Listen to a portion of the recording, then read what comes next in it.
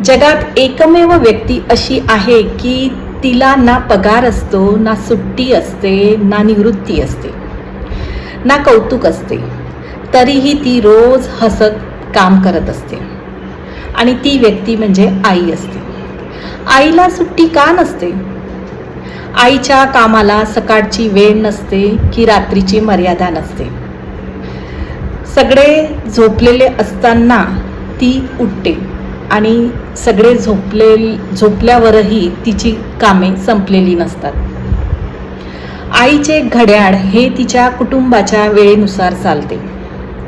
तिला स्वतःसाठी वेळ नसतो, परंतु घरातील कुटुंबाच्या गरजा पूर्ण करण्यासाठी तिला वेळ असतो आणि तिचा संपूर्ण वेळ त्यातच निघून जात असतो.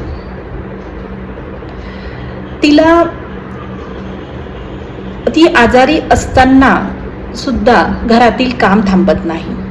घरातील इतर व्यक्ती आजारी असतात तेव्हा ते विश्रांती घेतात, परंतु आई जेव्हा आजारी असते तेव्हा ती स्वतःच्या तब्येतीकडे दुर्लक्ष करून घरातील प्रत्येकाची काळजी घेत असते. तिच्या कामाची यादी कधी संपतच नाही. स्वयंपाक, साफसफाई, मुलांची काळजी आणि घरातील नियोजन, एक काम संपलं की दुसरं तयारच असतं. ती फक्त काम करत नाही तर ती भावनाही जपते. घरातील प्रत्येकाच्या आनंदाची, दुःखाची आणि गरजांची ती काळजी घेत असते.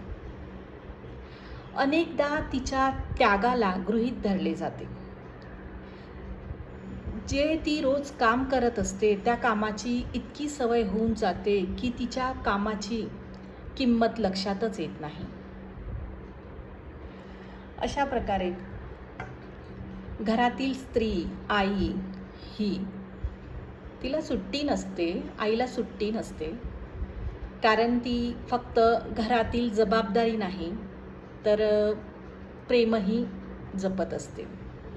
म्हणूनच तिच्या कामाची किंमत पैशात मोजता येत नाही.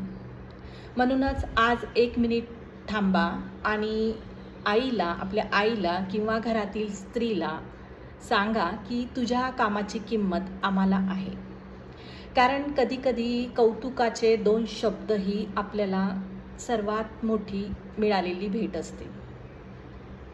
आणि तुम्हाला एक प्रश्न विचारते की तुमच्या आईने तुमच्यासाठी अशी कोणती गोष्ट केली आहे की ती खूप विशेष आहे की त्या गोष्टीला त्याला तुम्ही विसरू शकत नाही.